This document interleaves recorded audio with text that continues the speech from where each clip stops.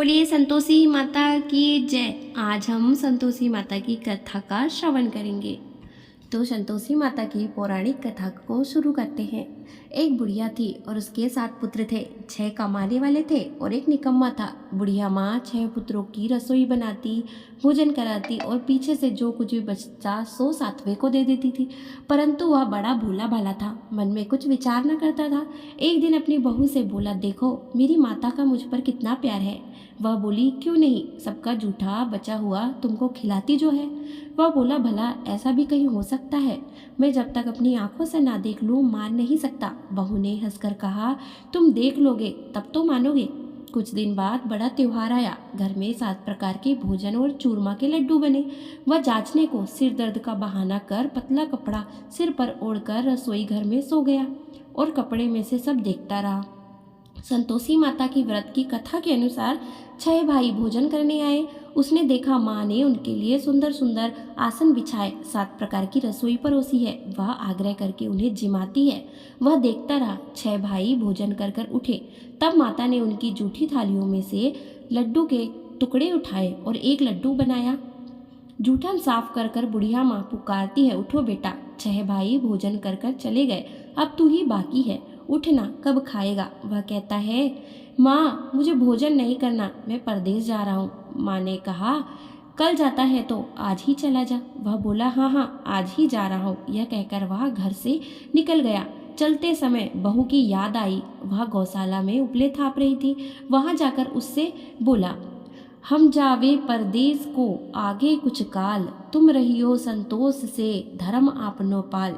वह बोली, जाओ पिया आनंद से हमरू सोच हटाए, राम भरोसे हम रहे ईश्वर तुम्हें सहाय।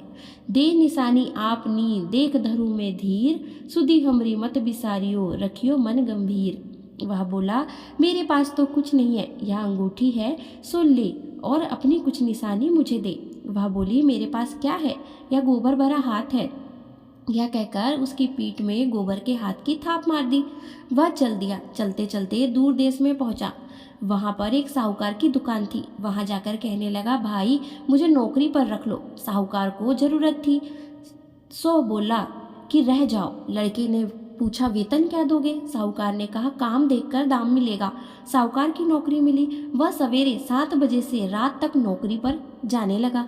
कुछ दिनों में दुकान का सारा लेन देन, हिसाब किताब, ग्राहकों को माल बेचना, सारा काम करने लगा। साहूकार के 6-7 नौकर थे। वे चक्कर खाने लगे कि यह तो बहुत होशियार बन गया है। सेठ ने भी काम देखकर उसे 3 महीने में ही अपने आधे मुनाफे का साझीदार बना लिया।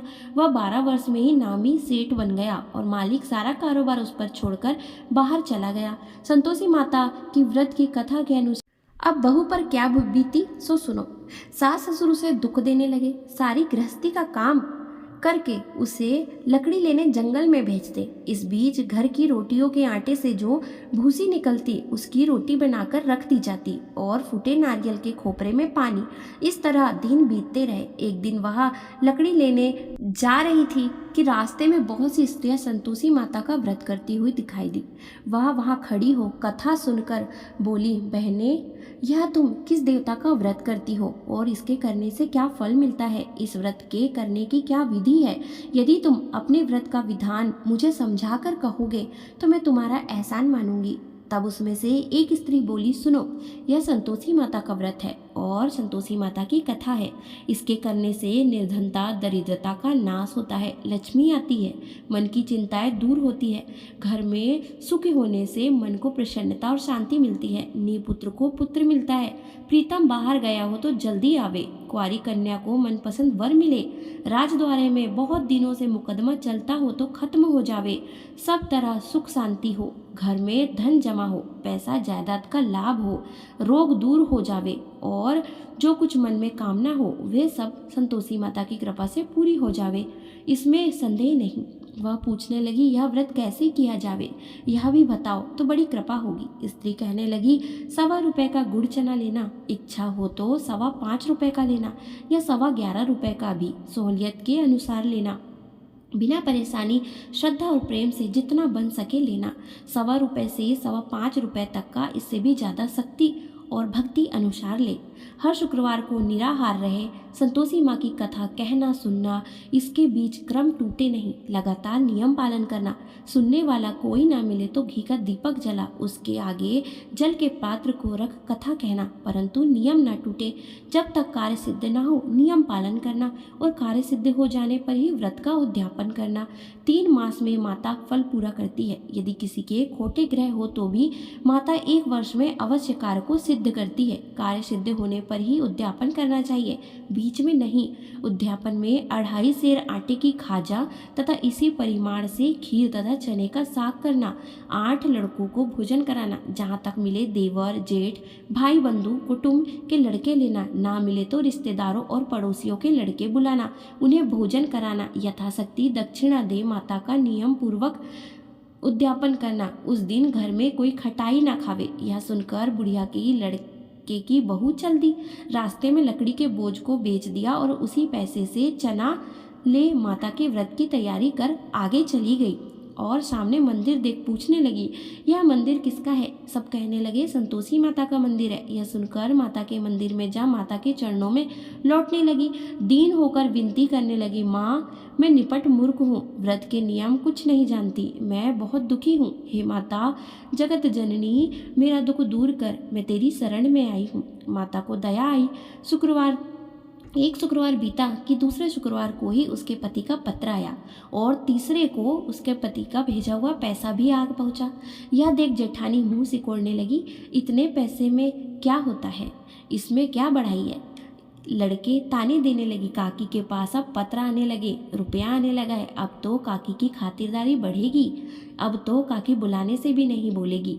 बेचारी सरलता से कहती है, भैया पत्र आवे रुपया आवे तो हम सबके लिए अच्छा है। ऐसा कहकर आंख में आंसू भरकर संतोषी माता के मंदिर में आ मातेश्वरी के चरणों में गिरकर रोने लगी। माँ मैंने तुमसे पैसा नहीं मांगा, मुझे पैसे से क्या काम है, मुझे तो अपने सुहाग से काम है, मैं तो अपने स्वामी के दर्शन और सेवा मांगती हूँ।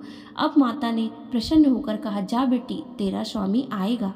यह सब सुन वह बहुत खुशी से बावली हो घर में जा काम करने लगी।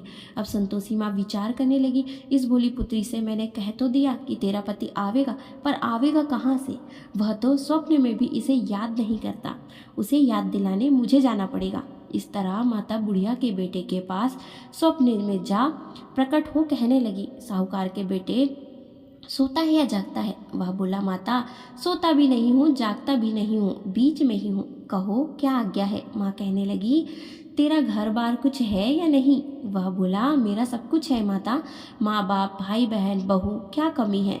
माँ बोली, भोले पुत्र तेरी स्त्री घोर कष्ट उठा रही है, माँ बाप उसे दुख दे रहे हैं, वह तेरे लिए तरस रही है, तू उसकी सुधि ले। वह बोला, हाँ माँ यह तो मुझे मालूम है, परंतु मैं जाऊँ तो जाऊँ कैसे? परदेश की बात है, लेन देन का कोई हिसाब नहीं, कोई जाने का रास्ता नजर नहीं आता, कैसे चला जाऊँ? माँ कहने लगी, मेरी बात मान, सवेरे नहा धोकर संतोषी माता का नाम ले, घी का दीपक जला, दंडवत कर, दुकान पर जा बैठना, देखते देखते तेरा सारा लेन देन सब चुक जाएगा, जमा माल बिक जाएगा, सांझ होते होते धन का ढेर लग जाएगा।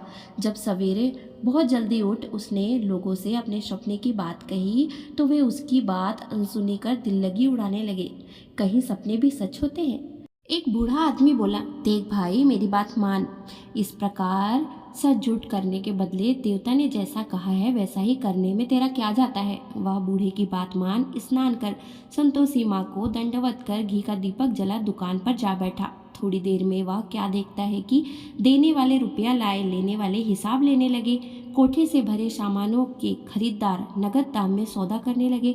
शाम तक धन का ढेर लग गया। माता का चमत्कार देख प्रसन्न हो मन में माता का नाम ले घर जाने के वास्ते गहना कपड़ा खरीदने लगा और वहाँ के काम से निपट वह घर को रवाना हुआ।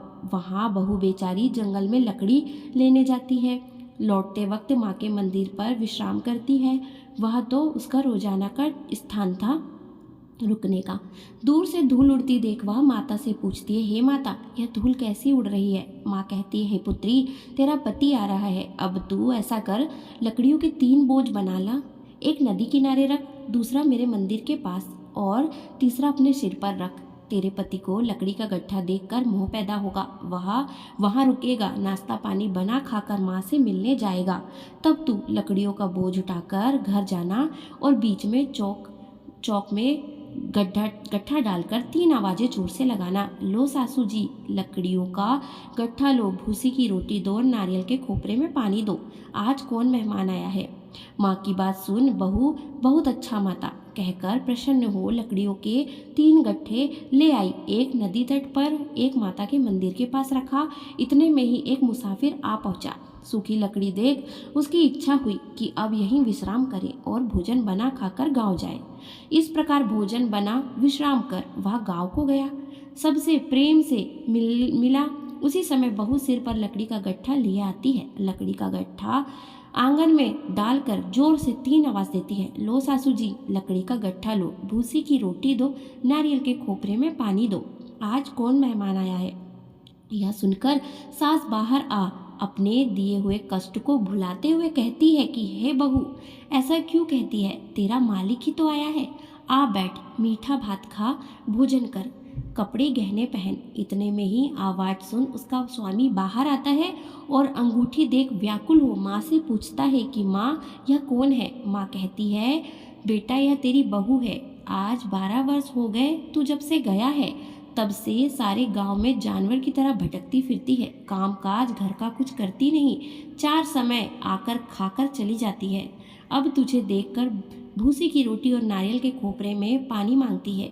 वह लज्जित हो उठा, बोला, ठीक है माँ, मैंने इसे भी देखा है और तुम्हें भी देखा है। अब मुझे दूसरे घर की ताली दो, मैं उसमें रहूँगा। तब माँ बोली, ठीक है बेटा, जैसी तेरी मर्जी, कहकर ताली का गुच्छा पटक दिया।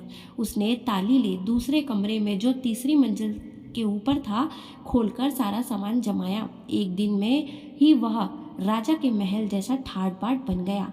अब क्या था, वे दोनों सुखपूर्वक रहने लगे। इतने में ही अगला शुक्रवार आया। बहू ने अपने पति से कहा कि मुझे संतोषी माता का उद्यापन करना है। पति बोला, बहुत अच्छा, खुशी से करो। वह तुरंत ही उद्यापन की तैयारी करने लगी। जेठ के लड़कों को भोजन के लिए कहने गई। उसने मंजूर किया, परंतु पीछे जेठानी अपने बच्चों को सिखलाती है, देखो रे, भोजन के समय सब लोग खटाई मांगना, जिससे उसका उद्यापन पूरा ना हो। लड़के जिमने आए, खीर पेट भर कर खाई, परंतु याद आते ही कहने लगे, हमें कुछ खटाई दो, खीर खाना हमें भाता नहीं, देखकर अरुचि होती है। बहू कहने लगी, खटाई किसी को नहीं दी जाएगी, यह तो संतोषी माता का प्रसाद है। लड़के तुरंत उठ खड़े हुए और बोले, पैसा लाओ। भोली बहू कुछ जानती नहीं थी, सो उन्हें पैसे दे दिए। लड़के उसी समय जाकर के इमली ला खाने लगे। यह देखकर बहू पर माताजी ने कोप किया। राजा के दूत उसके पति को पकड़कर ले गए। जेठ जेठानी मनमाने खोटे वचन कहने लगे। लूट लूट कर धन इकट्ठा कर लाया था, सो राजा के दूत पकड़कर ले गए। अब सब मालूम पड़ जाएगा जब जेल की हवा खाएगा। बहू से यह वचन सहन नहीं हुए।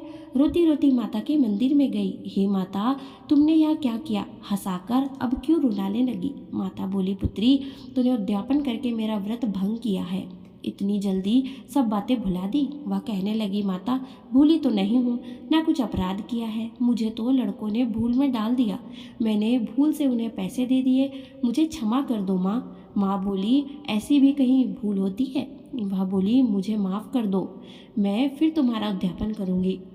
माँ बोली, अब भूल मत करना। वह बोली, अब भूल ना होवेगी। माँ अब बतलाओ वह कैसे आवेंगे? माँ बोली, जा पुत्री, तेरा पति तुझे रास्ते में ही आता मिलेगा। वह घर को चली। राह में पति आता मिला। उसने पूछा, तुम कहाँ गए थे? तब वह कहने लगा, इतना धन कमाया है, उसका कर्ज राजा ने मांगा था, वह भरने गया था। वह प्रसन्न हो बोली, भला हुआ, अब घर चलो। कुछ दिन बाद फिर शुक्रवार आया। वह बोली, मुझे माता का उद्यापन करना है। पति ने कहा कि करो। वह फिर जेठ के लड़कों को भोजन के लिए कहने गई। जेठानी ने तो 1-2 बातें सुनाई और लड़कों को सिखा दिया कि तुम पहले ही खटाई मांगना। लड़के कहने लगे, हमें खीर खाना नहीं भाता, जी बिगड़ता है, कुछ खटाई खाने को दो। वह बोली, खटाई खाने को नहीं मिलेगी, आना है तो आओ। वह ब्राह्मणों के लड़के ला भोजन कराने लगी। यथाशक्ति दक्षिणा की जगह एक एक फल उन्हें दिया। इससे संतोषी माता प्रसन्न हुई। माता की कृपा होते ही 9वें मास उसको चंद्रमा के समान सुंदर पुत्र प्राप्त हुआ। पुत्र को लेकर प्रतिदिन माता के मंदिर में जाने लगी। माँ ने सोचा कि यह रोज आती है, आज क्यों ना मैं ही इसके घर चलूं, इसका आसरा देख लूं, देखूं तो सही। यह विचार कर माता ने भयानक रूप बनाया। गुड़ और चने से सना मुख, ऊपर सूंड के समान ओठ, उस पर मक्खियां भिनभिना रही थी। दहलीज में पांव रखते ही उसकी सांस चिल्लाई, देखो रे, कोई चुड़ैल डाकिन चली आ रही है, लड़कों इसे भगाओ नहीं तो किसी को खा जाएगी। लड़के डरने लगे और चिल्लाकर खिड़की बंद करने लगे। बहू रोशनदान से देख रही थी। प्रसन्नता से पगली होकर चिल्लाने लगी, आज मेरी माताजी मेरे घर आई है, यह देखकर बच्चे को दूध पिलाने से हटाती है। इतने में सास का क्रोध फूट पड़ा। बोली, रांड, इसे देखकर कैसी उतावली हुई है, जो बच्चों को पटक दिया। इतने में माँ के प्रताप से जहाँ देखो वहाँ लड़के ही लड़के नजर आने लगे। वह बोली, माँ जी, मैं जिनका व्रत करती हूँ यह वही संतोषी माता है। इतनी कह झट से सारे घर के किवाड़ खोल देती है। सबने माता के चरण को पकड़ लिए और विनती कर कहने लगे कि हे माता, हम मूर्ख हैं, हम अज्ञानी हैं, पापी हैं, तुम्हारे व्रत की विधि को हम नहीं जानते, तुम्हारा व्रत भंग करके हमने बहुत बड़ा अपराध किया है। हे माता, आप हमारा अपराध क्षमा करो। इस प्रकार माता प्रसन्न हुई। माता ने बहू को जैसा वरदान दिया, जैसा फल दिया, वैसा माँ सबको दे। जो पढ़े उसका मनोरथ पूर्ण हो। बोलो संतोषी माता की जय। इसी के साथ हम संतोषी माता की कथा को यहीं विराम देते हैं। आप सभी से अनुरोध है कि आप कमेंट में जय संतोषी माता जरूर लिखें।